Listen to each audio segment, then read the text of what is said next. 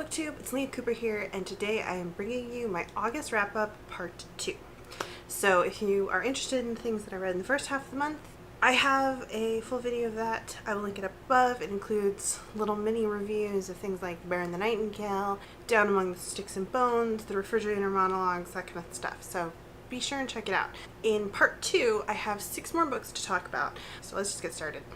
The next thing I read in August was Call Me By Your Name by Andre Osman. I've talked about this a little bit in previous videos. It is a novel set in 1980s Italy. It is being narrated by the protagonist, Ilio, who was a 17-year-old boy living with his parents. His father is an academic, and every summer they would host for 6 weeks a grad student who's working on a thesis paper or a book or something like that, to work on the academics, get feedback from his father, assist his father, etc. And this one summer, a young man comes to stay with them for this 6-week stay and kind of overturns Ilio's understanding of himself. And they have a bit of a whirlwind love affair, and the bulk of the book is focused on Ilio's developing feelings for the other man, whose name is Oliver, and then their fling, and then the effect it has on Ilio's life for the rest of his life. Saying that, it makes it sound like it's a really long book. The kind of examining the aftermath is a very short section of the book. Altogether, it's only about 250 pages. It is beautifully written, though. The style reminded me a little bit of Ali Smith's Stream of Consciousness, though not quite as abstract or streamy of consciousness as that, but a similar kind of style. So if you liked Ali Smith, you might definitely enjoy this. This entire book is like just gorgeous and utterly devastating. The relationship, obviously it's a little taboo because it's between a younger man and an older man. Oliver, for the record, is only like 24, I believe, so he's 7 years older than Ilio. But the profound way it shapes Ilio and affects him, not in a negative way, in a positive way, even though there's going to be going in that there's going to be heartbreak, that it's going to be just this devastating read. It was still just profoundly affecting, and I think it can easily be a classic piece of queer literary fiction. If it sounds at all interesting, I would highly recommend it. They have recently made an independent film, debuted at Sundance, I think, about this. It stars Arnie Hammer. Sufjan Stevens did the soundtrack. I cannot wait for it. I'll leave a link to the trailer if I remember to down below. The next thing I read was The Rules and Regulations of Mediating Myths and Magic by F.T. Lukens. This is an upcoming release from Duet Press, which is the YA arm of Interlude Press, an LGBTQIA+ niche publisher. So this book will be coming out on September 7th. I'm going to be posting a full review with all of my thoughts on it on September 7th. So, when this video is going up, it won't be up yet. But when it is, I'll link to it and you can hear all about it. I gave this book 4 stars.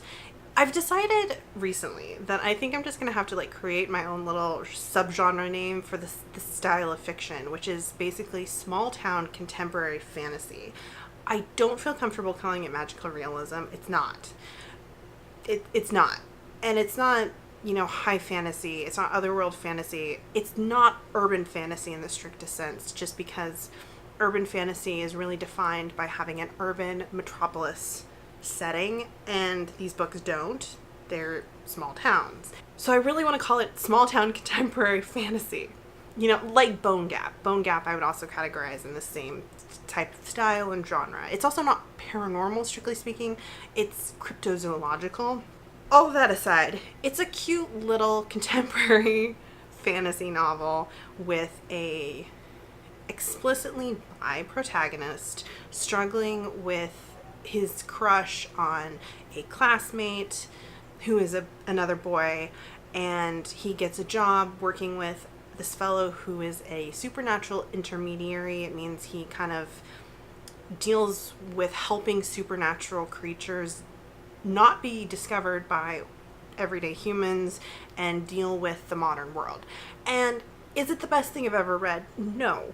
But it's really cute. It has a lot of positive, good representation, good discussions. It's a little weak in some aspects of the plot, but overall it's just a fun, fluffy read. I would feel very comfortable giving it to a teen to read, which is the point of YA fiction. I liked it. Look out for that review. The next thing I read was Sleeping Giants, and I'm going to butcher his name, but it's by Sylvain Nouvel. I think I gave it 3 stars on Goodreads. It's like a 3.5 star read. I didn't really feel compelled to round it up to 4 because it didn't impact me the way a lot of my other 4-star reads have. So I picked this up because I saw Kath talking about it, and she mentioned that it was written in kind of a unique format, and that is, it is. And I actually really love the format it's written in. It's written entirely in interviews between an unnamed kind of G-man agent. Like, in my head, I kept imagining him as Coulson, even though he's not in this book. He's not actually affiliated with any American agency, but I just kept imagining him as Coulson. And this book is about humanity discovering these pieces of an alien robot that have been buried on Earth for the last 3,000 years, and this guy, this agent, and whatever organization he runs or he controls, because there are so many threads going on in here and who's in control, reassembling it and figuring out how to use it and who built it and why they built it. So, and it's written entirely in interviews between him and the other people involved in this project. And the format is great. It's really quick to read. The format did lend itself to an issue, and this is why it's a 3-star. Like I said, the interviewer is this nameless agent who is kind of in charge and is extremely cutthroat and ruthless, and he's interviewing all these people involved in this project. And because it's all in interviews, that means that basically we're being told stuff. And so the author has to, anything the author wants us to know, the characters have to dictate. They have to say it in a debriefing, essentially, right? Which is fine, except that frequently the characters will just go on for pages at a time talking about their interpersonal relationships. That's happening because several plot points happen because of relationship conflicts, interpersonal conflicts. And the author thinks that we need to know about these conflicts before the events of the plot happen. So he spends considerable amounts of time in these interviews with the characters, just sometimes being prompted to talk about the relationships, sometimes just going on and on and on about how they're in love with someone and it's unrequited, to this interviewer. Now, if the unnamed interviewer was like a psychologist and these were psych briefings, would that make sense? Sure, but he's not. He's like the director of this project. He's not the cigarette smoking man from the X-Files, but he is barely one step removed from that type of character. And like, you would never have, oh shoot, what was his name? That guy that Mulder had that conflict with. Who had the pen. You know who I'm talking about, X-Files fans? He would never go up to the cigarette smoking guy and talk about how he had like a crush on Mulder for 10 pages. Like, it just felt real out of place. And I was just like, and so because it was so out of place, you could see the author pulling the strings to set stuff up. And it was completely unnecessary. I think the author could have trusted us to be told about an event happening because of an emotional conflict and working back to understand, without being explicitly dictated to by a character, that, oh, this is happening because of a interpersonal conflict. Like, he has no trust that the reader can read between the lines. And that really, really, really, really bugged me, because it was just so condescending and sloppy, if that makes sense. So that's why I knocked it down 2 stars, because it just had so many cool ideas and so much potential, and I really liked the format. But then there was just this huge condescending issue with it that would have been so easily resolved if the author had just had a little bit more faith in the reader. After that, I picked up another new release, and this I actually didn't realize was like a new release when I picked it up. That is The Duchess Sealed by Tessa Dare. This is 100% a Harlequin-style historical romance novel. Technically, it's published by Avon. Just came out. It's pretty ridiculous. I did give it 4 stars just because I read it. I was like instantly sucked into it, and I couldn't put it down, and it was just entertaining, and I was amused the entire time. Not that it's like super highbrow literature or anything, but like I said, Victorian? No.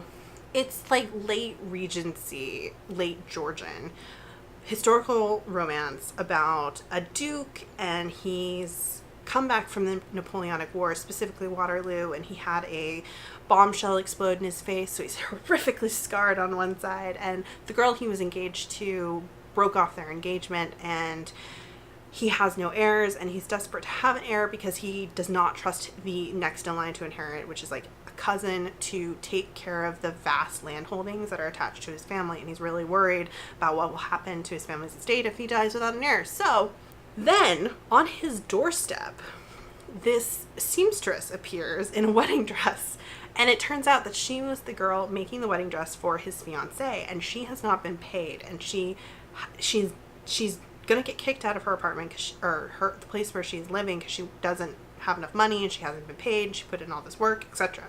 And so he offers to pay her, or he offers to make her a duchess.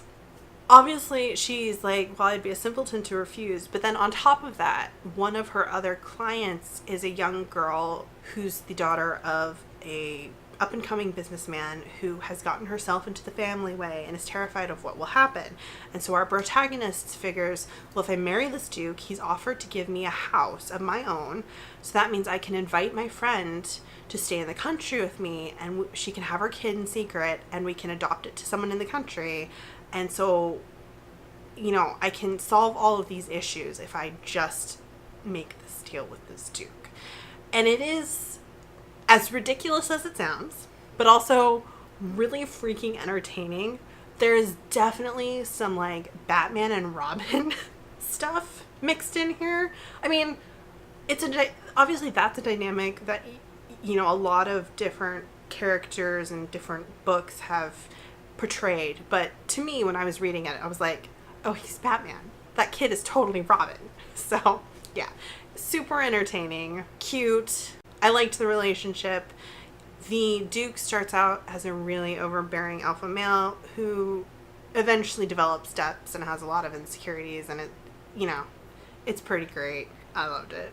And then after that, because I was still kind of on a romancy kick, I picked up The Secret Case Book of Simon Fexamel by K.J. Charles. So y'all know I love me some K.J. Charles, and I'm slowly working through all of her other books outside of the Magpie Lord series, but I'm like trying not to go too quickly through them because I don't want to run out, because I love her books so much, and this was not a disappointment. I gave this book 5 stars. It is set in 1894, so right near the turn of the century, and it is about a journalist who gave me serious, cute Jimmy Olsen vibes. He's a journalist.